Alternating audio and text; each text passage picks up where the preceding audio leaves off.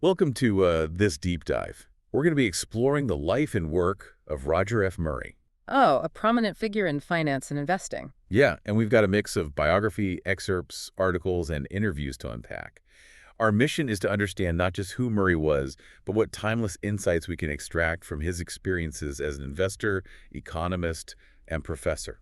And what's really intriguing is that Murray's career began in 1932 during the depths of the Great Depression. Oh, wow. Imagine stepping into the financial world at a time like that. Yeah, I mean, talk about trial by fire. He landed one of just 3 trainee positions at Bankers Trust Wow. and was immediately told he was grossly overpaid. Talk about a reality check. Right. It makes you wonder how that kind of start would shape your own outlook on risk and opportunity, wouldn't it? Absolutely. This experience likely instilled a sense of caution and discipline that really became a hallmark of Murray's investment philosophy. Mm-hmm. And it's also interesting to note that his uncle was actually the president of Bankers Trust at the time. Oh, so a little bit of nepotism at play. Not exactly. It was clearly understood, as Murray put it, that relatives need not apply. Oh, wow. So even with that family connection, he had to prove himself from day one, which perhaps reinforced his belief in independent thinking and rigorous analysis. Fascinating. It really speaks to his character and the foundation of his approach to investing. And speaking of which, Murray became a champion of value investing, Yeah. an approach pioneered by Benjamin Graham and David Dodd. Right. Now, we could spend a whole deep dive on value investing itself. Oh, absolutely. But what's particularly interesting here is how Murray took those core principles and really made them his own. Yeah. He wasn't just repeating what Graham and Dodd had laid out. Right. He was constantly refining and adapting it based on his own experiences and observations. Yeah, so he was taking the theory and then actually going out there and seeing how it actually worked. Exactly. Yes. For example, he believed true understanding came from independent analysis and not just relying on external information. He demonstrated this by giving his students at Columbia a fake company to analyze for their exams. Oh, interesting. By removing the influence of real-world market data, he forced them to think critically and develop their own valuation framework. Yeah. It's a powerful lesson that extends far beyond finance. It speaks to the importance of deep understanding in any pursuit. Absolutely.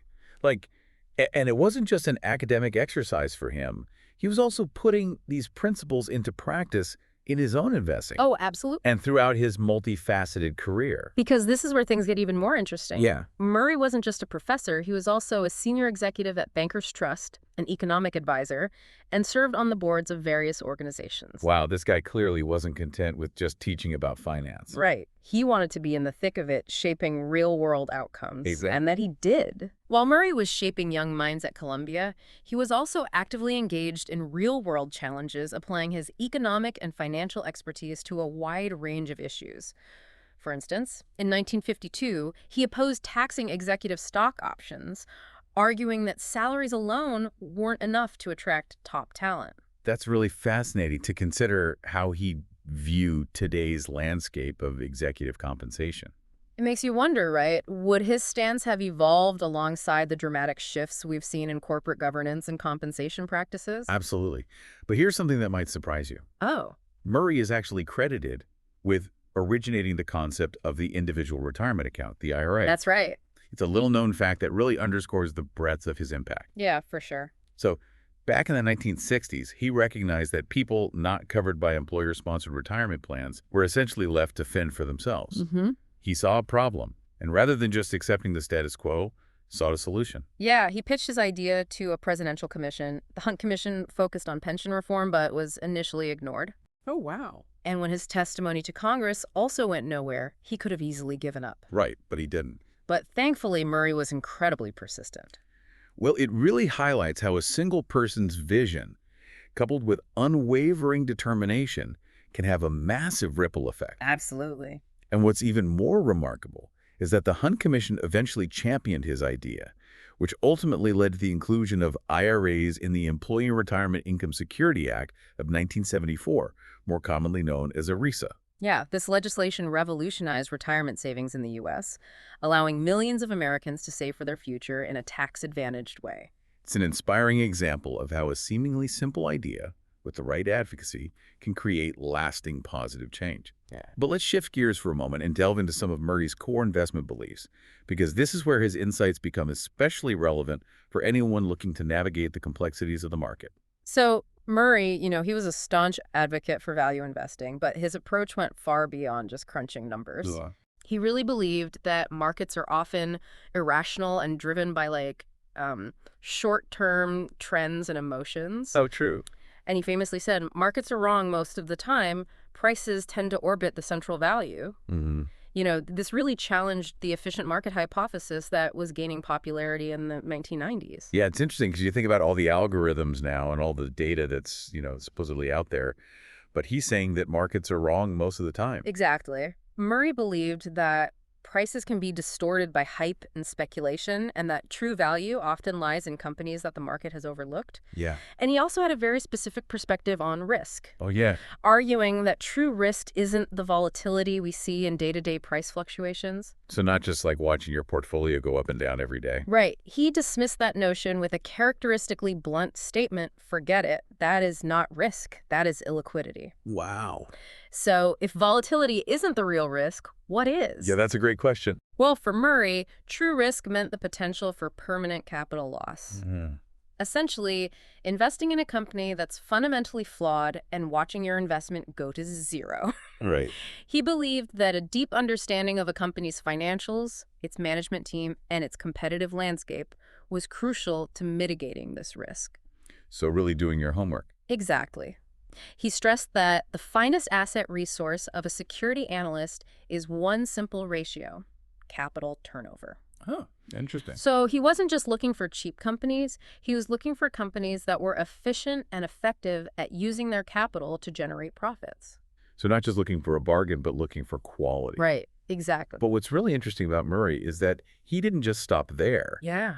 He recognized that there's a whole layer of understanding that goes beyond the numbers. He did. He was adamant about considering qualitative factors. Mm. Things you can't necessarily quantify in a spreadsheet, but that speak to a company's long-term potential. So things that are harder to measure, but are still really important. Exactly. Oh, yeah. He believed in delving into the nuances of management decision-making. Okay. For example, he studied how Westinghouse approached its pension fund to glean insights into their risk appetite and long-term vision. Interesting. And when United Technology attempted a hostile takeover with what he considered a flimsy justification, it reinforced his belief in the importance of rigorous due diligence. Hmm. Even his own experience on the board of a reinsurance company taught him that some businesses are inherently difficult to analyze no matter how experienced you are. Right.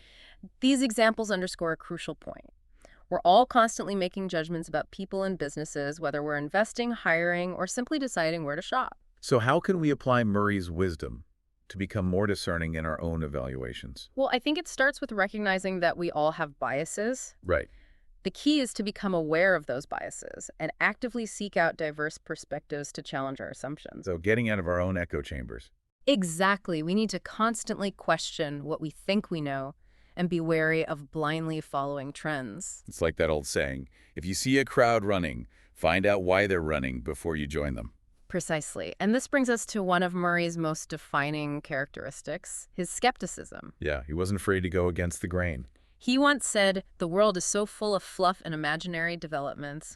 He had a remarkable ability to cut through the noise and see things for what they truly were. He could see through the BS. Yeah, he famously advised investors to clear their portfolios when boardrooms in Midtown Manhattan were packed. Really? It's a powerful image that speaks to the dangers of getting caught up in market euphoria. Yeah, like when everyone's so optimistic, that's when you need to be the most careful. Exactly. It's a reminder that independent thinking is often at odds with conventional wisdom. And as we reflect on Murray's life and work, the question becomes, how can we cultivate that same level of skepticism and independent thought in our own lives?